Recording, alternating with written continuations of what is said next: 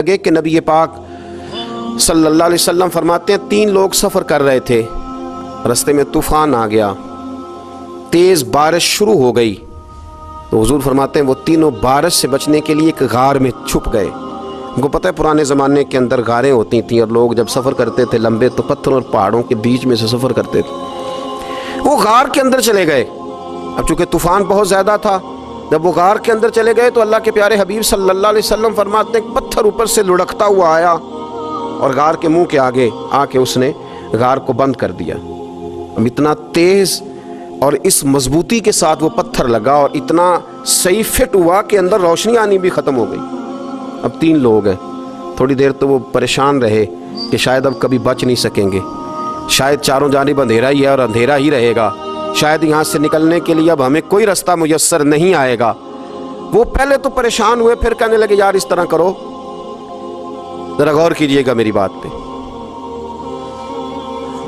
فرمایا اس طرح کرو، اگر کوئی زندگی میں نیکی کی ہے نا تو ذرا اس نیکی کو یاد تو کرو، اور یاد کر کے اس مالک کے حضور عرض تو کرو، وہ کریم ہے، کوئی آنکھو شاید من جاوے تے گل کم تتڑی دا بن جاوے، عرض تو کرو۔ تو ان میں سے یہ آپ اندازہ فرمائیے، یہ بات بیان کون کر رہا ہے؟ یہ مدینے والے رسول بیان کر رہے ہیں، یہ نبی پاک علیہ السلام نے بیان فرمایا۔ یہ وہ کہانی ہے جو ہمیں ہمارے نبی پاک نے سنائی، رسول کریم علیہ السلام نے ہمیں بتلائی، یہ داستان محبت۔ حضور فرمانے لگے ایک نے ان میں سے ہاتھ اٹھائے اور اس نے انداز کیا چھیڑا، عرض کرنے لگا اللہ تو جانتا ہے نا میں نے بکریاں رکھی ہیں، میں غریب ہوں، مزدور ہوں، اور مالک تو یہ بھی جانتا ہے کہ میرے بچے بھی ہیں، بیوی بھی ہے، پر میں جب بھی گھر لوٹا ہوں تو دودھ میں نے بچوں اور بیوی کو پہلے نہیں دیا، بوڑھے ماں باپ کو پہلے دیا۔ اللہ میں نے ان کے ساتھ ہمیشہ کرم کے بازو کھول کر معاملہ کیا۔ وہ غار میں تنہا بیٹھے ہیں اور اپنے مالک کو منا رہے ہیں۔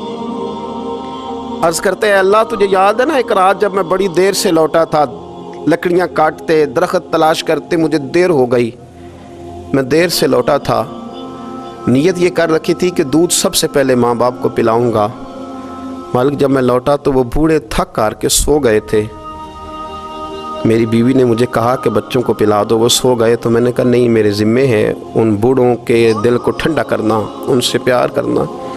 اللہ بیوی مانگتی رہی، بچے طلب کرتے رہے، میری ٹانگوں میں گھومتے رہے، بار بار آتے رہے، پر میں نے دودھ نہیں پلایا۔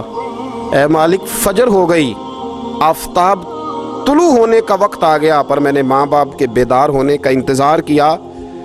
اے اللہ وہ جب اٹھے تو ان کی آنکھوں میں جو میرے لیے دعا تھی اور ان کے سینوں میں جو میرے لیے کرم تھا، اگر تیری بارگاہ میں وہ نیکی قبول ہے تو مالک پھر رحم فرما، نہ اس مشکل سے آسانی عطا فرما۔ سنو سنو، رسول کریم صلی اللہ علیہ وسلم فرماتے ہیں کہ اس بندے کی دعا مکمل ہوئی تو پتھر تھوڑا سا سرک گیا، اور اتنا سرکا کہ آسمان نظر آنے لگا۔ جس نے ماں باپ کو منایا ہے، ان سے پیار کیا ہے، پھر یہی بات وسیلہ بن جائے گی رب کے ماننے کا، پھر یہ وسیلہ بنے گی، اللہ اس سے مان جائے گا۔ پھر رسول کریم صلی اللہ علیہ وسلم فرمانے لگے، دوسرا بولا اور عرض کرنے لگا کہ اے اللہ تو جانتا ہے مجھے اپنے چچا کی بیٹی بھانے لگی تھی، میں اس کی طرف رغبت کرنے لگا تھا، اور میں نے جب اس سے جا کے ارادہ کیا کہ میں تیرا طالب ہوں، تو اس نے مجھے کہا کہ پہلے 100 دینار لاؤ بانا، تو اللہ میں نے مشقت کر کے 100 دینار جمع کیے، اور جب میں پوری طرح اس پر حاوی ہو گیا، وہ میرے قبضے میں آ گئی اور گناہ کا میں نے ارادہ کر لیا، تو اس عورت کے منہ سے ایک جملہ نکلا کہ اللہ سے ڈر، اے مالک وہ میرے قبضے میں تھی، اے اللہ میں گناہ پر قادر تھا، میں چاہتا تو گناہ کر لیتا، لیکن جب اس نے تیرا نام لے کے کہا نا کہ اللہ سے ڈر، اللہ میں ڈر گیا، میں اسے چھوڑ کے آ گیا۔ اگر تجھے یہ بات پسند ہے تو پھر نکال دینا اس مشکل سے، پھر کر دینا کرم۔ اللہ میری بھی تو چڑھتی جوانی تھی نا، میں بھی تو سب کچھ کر سکتا تھا، پر تیرے لیے، تیری خاطر میں لذت گناہ سے باز رہا، تو اللہ تو رحمت فرما دے۔ حضور فرماتے ہیں اس کی دعا مکمل ہوئی تھی کہ پتھر تھوڑا اور سرک گیا۔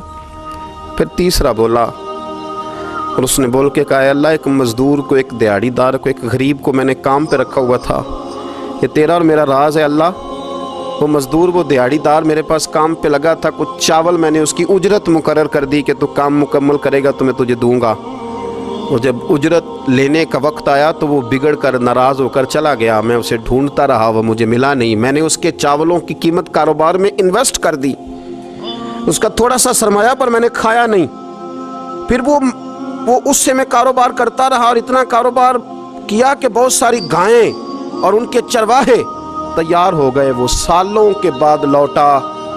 میں نے اس غریب کا مال کھایا نہیں بلکہ بڑھایا، محفوظ کر کے رکھا۔ وہ سالوں کے بعد لوٹا اور کہنے لگا میرا مال، تو میں نے کہا وہ ساری گائیں تیری ہیں، وہ چرواہا تیرا ہے، یہ سارا کچھ تیرا ہے۔ تو کہنے لگا تو مجھ سے مذاق کرتا ہے، میں غریب کہاں اور گاؤں اتنی بڑی گائیں کہاں، تو مذاق کرتا ہے؟ تو میں نے کہا مذاق نہیں، میں نے اپنے رب سے ڈر کے تیرے مال کی حفاظت کی، یہ تیرا ہے۔